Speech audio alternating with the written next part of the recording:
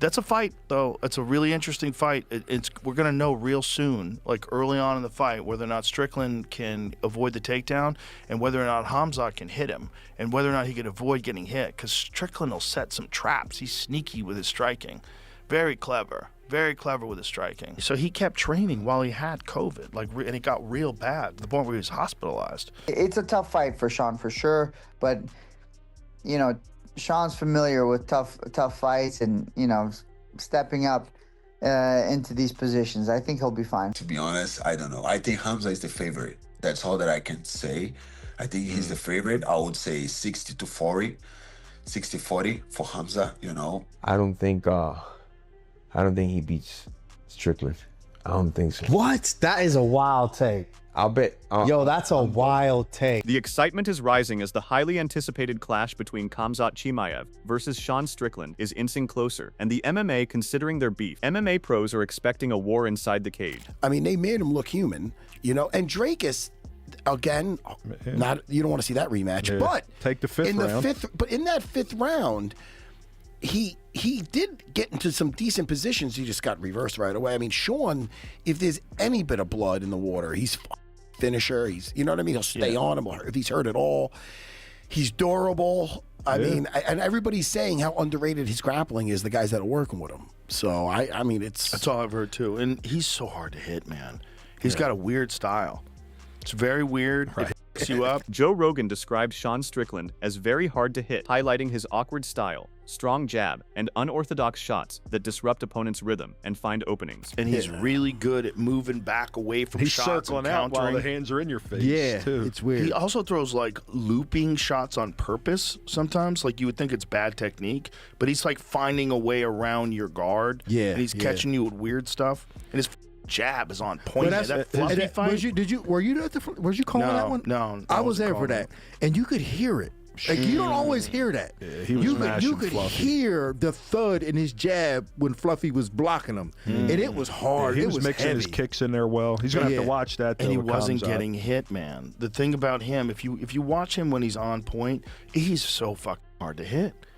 He just fucked up with Alex. You just can't make any mistakes with Alex. It seems like everybody fucks up with Alex. Yeah, he's the freak. Yeah, he doesn't negotiate with you. He's just like, you this over. John Anik expects a tense and chaotic buildup between Khamzat Chimaev and Sean Strickland ahead of UFC 328. He highlights the intense rivalry and hopes the atmosphere brings visible friction during fight week, even suggesting security might need to step in. I can't be the only one in the fight game that roots for straight chaos, right? Whether it's in arena or at a press conference. I'm not necessarily talking about Monster Energy drinks flying through the air, but yeah, I mean, I want security to have to intervene. I want friction. I do believe that when there is heat or friction or bad blood on a matchup, it only heightens things. I remember the first time they locked the door behind Colby Covington and Kamaru Usman, and I'm thinking, oh my goodness, you know. But yes, I have also said about Khamzat Chimaev, he's the most electrifying force in the game. So when you shut the octagon door behind him and anybody else,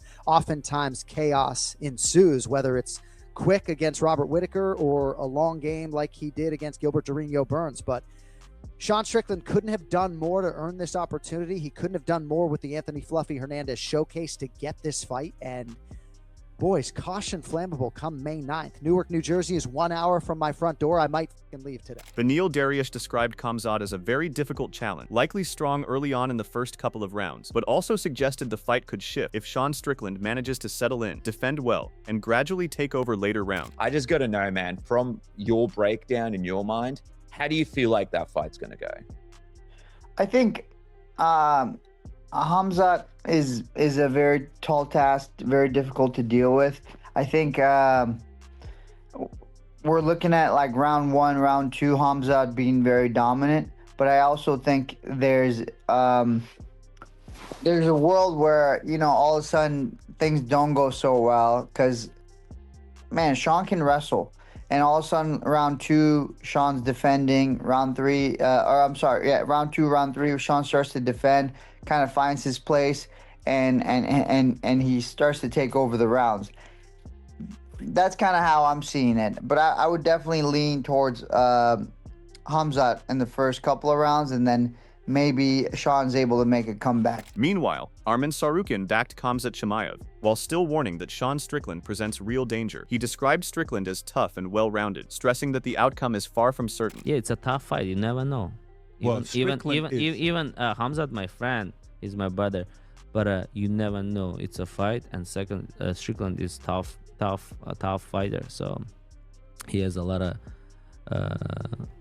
good things. On the other hand, Strickland warned Khamzat that his toughness would be tested under sustained pressure, saying he would break when pushed past his limits. "You think you're tough? We'll see who handles deep water better. You're gonna drown." Chimaev dismissed the talk, saying it would be answered for and that he intended to overpower his opponent either way. He said, "He talks a lot, and he has to answer for that. It's bad for him because I have to smash him. If he's scared, good. If not, we'll make him." Khamzat Chimaev and Sean Strickland have shared conflicting accounts regarding their gym rivalry, with both sides presenting different versions of events. Khamzat said, "Strickland didn't like to train with me. We had a chat group. They said we're gonna train at Extreme. I went to Extreme, and he went to the UFC PI. I went to the UFC PI, he went to Extreme Couture. When I went home, he started to talk. Maybe he's mad because I beat him in the gym." However, Sean Strickland has his side of story, stating, "One time I made a joke about Chechnya, and he just took it the wrong way, so he sends a group message and starts talking shit and threatening. I said, listen, I'll meet you, show up, and then no show, no answer.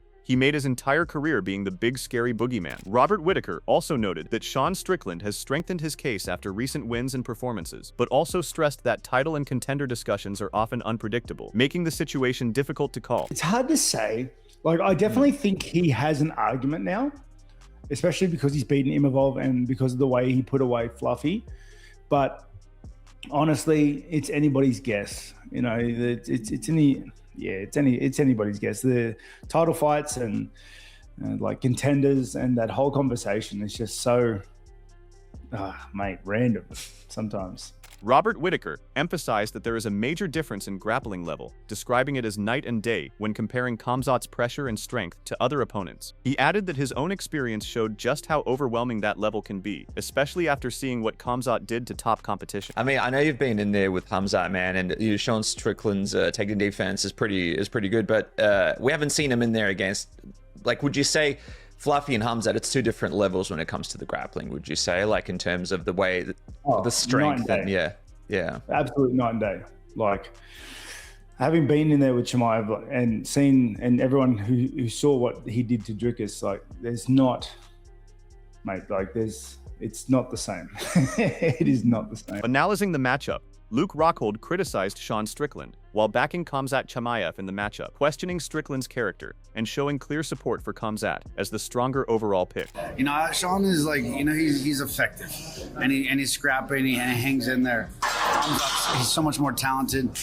You know, it's about who can relax and implement their game plan the best, and you know, Khamzat's doing everything he needs to, and I think he can really have a masterclass. I think last time out, there's a little bit of tension. You wanted to win the world title. Now he can go out there and be his best, and I expect the best from Khamzat, and I would love to see him put this American away. I mean, like, I'm American, but I like good people. Khamzat is a great person through and through. Sean Strickland is a piece of shit. Sharing similar thoughts, Colby Covington dismissed Strickland's chances against Khamzat. He expected Khamzat to rely on takedowns and control rather than striking, predicting either a submission or prolonged ground dominance. Are you giving him a chance here against Khamzat? Like, we saw some pretty good wrestling takedown defense against Hernandez.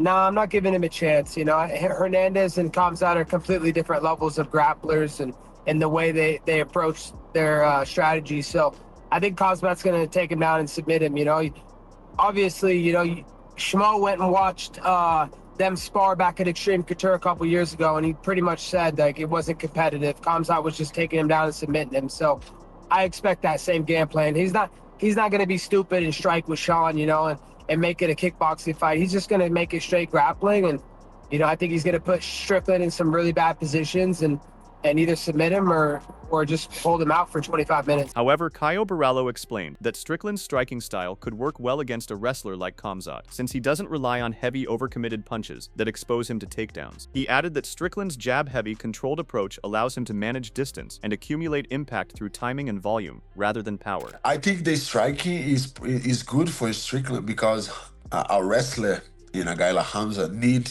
you to put power in your punches, so you overextend, and then he's on your legs to take you down, you know.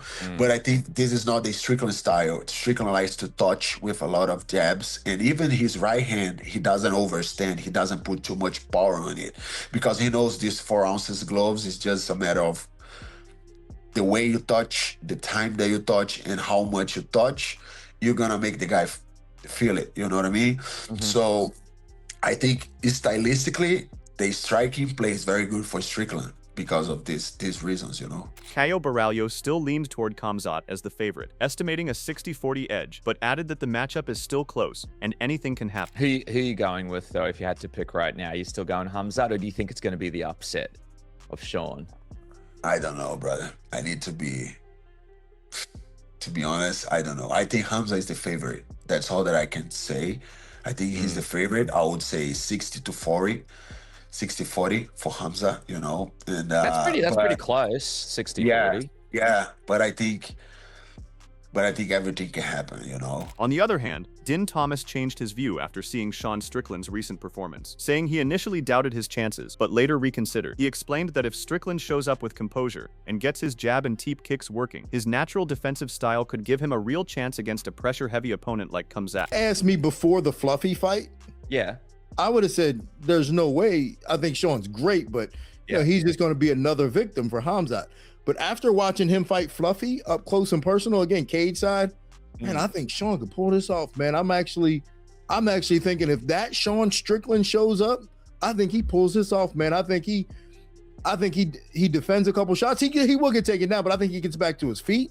And then if he can get his jab going, his jab and those teep kicks going, because what Sean does well naturally is already a good defense towards a guy like Khamzat. And it's not like he's got to do anything different. Just what he does good naturally is already a good start for beating a guy like Khamzat. So him adding on to that, I think, man, if the guy who fought Fluffy shows up, he beats Khamzat. Din Thomas highlighted Sean Strickland's jab as the standout, describing it as heavy and impactful, rather than just a flicking strike. He compared its effectiveness to a Larry Holmes-style jab, noting it carried real force from different angles and consistently made the opponent feel it. What was it up close that impressed you the most? His jab. You know, when we talk, everybody talks about he's just jabbing, but man, that jab was a thump, man. It looked like Larry Holmes. He was like Larry. Really? He looked like the white Larry Holmes with that jab. Like, and I'm telling you, because like most people when they jab, it's just kind of like a flick jab or it's stiff, but it doesn't land. But the way Sean was throwing it, coming from low and high, it was heavy. It had mass behind it.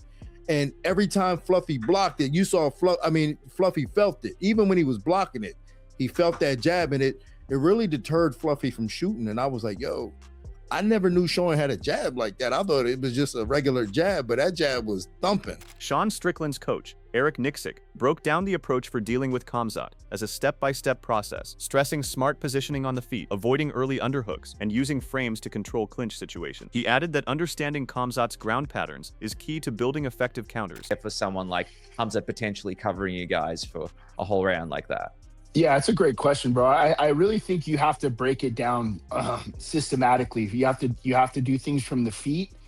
You have to do things in a certain way to try to negate the fit in, and you know, not to get too much in the game plan, but just you can't dig for underhooks immediately. You have to work off of frames. If you get an underhook, then a lot of times what happens is there's going to be an over under, so that means you're attached. Right. So how do you break attachments? And then on the ground, what routes does Khamzat favor on the grounds? What are some of our counters to that?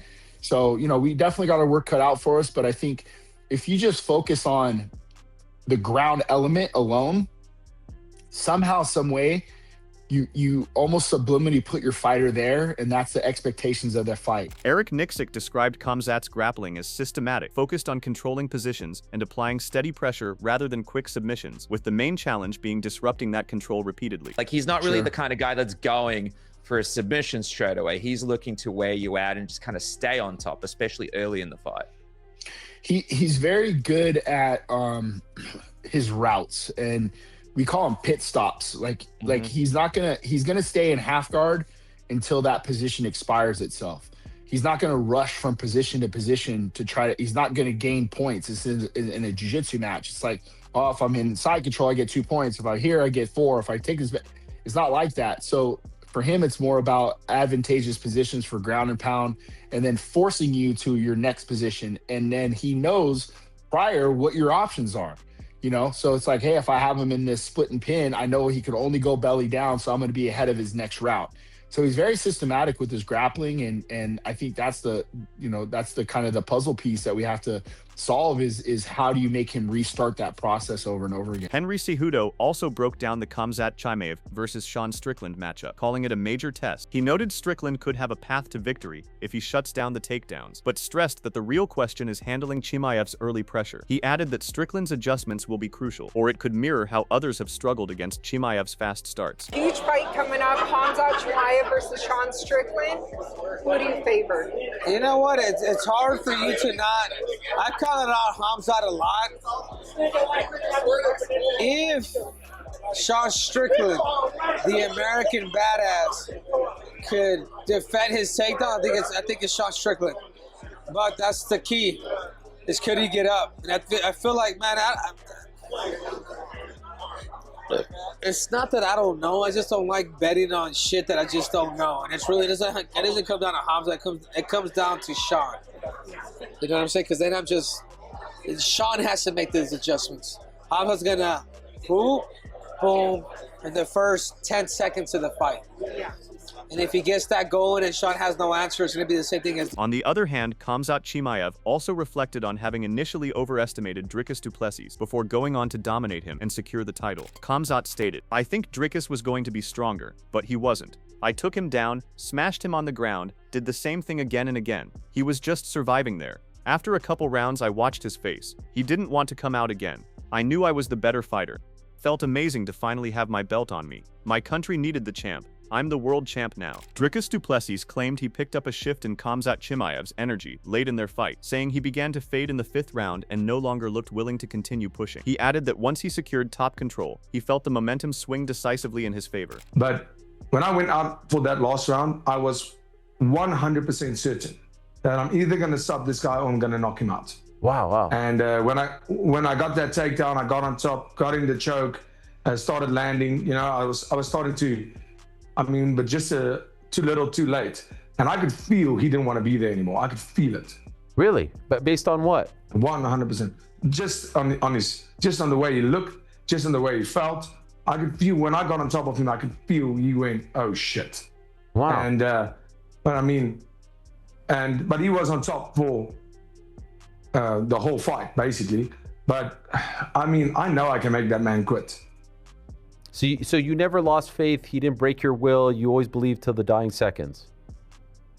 There's not a man in life that can break my will. Okay. However, Khamzat Chimaev stated that if he faced Dricus du Plessis 100 times, he would win every encounter, emphasizing his belief in a clear stylistic edge. He acknowledged du Plessis' heart, but maintained that his own skill set matches up perfectly to dominate the matchup. When you fought DDP, how strong was he on the ground?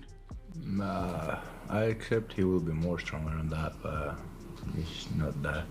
If we fight 100 times, I can beat that guy 100 times. Wow. So I like the way he carries his heart. He's a fighter. Yeah. But stylistically, for me, the best matchup. So. That wraps up today's video. Share your thoughts on the fight in the comments. And don't forget to subscribe and hit the notification bell to stay updated with the latest news and insider breakdowns.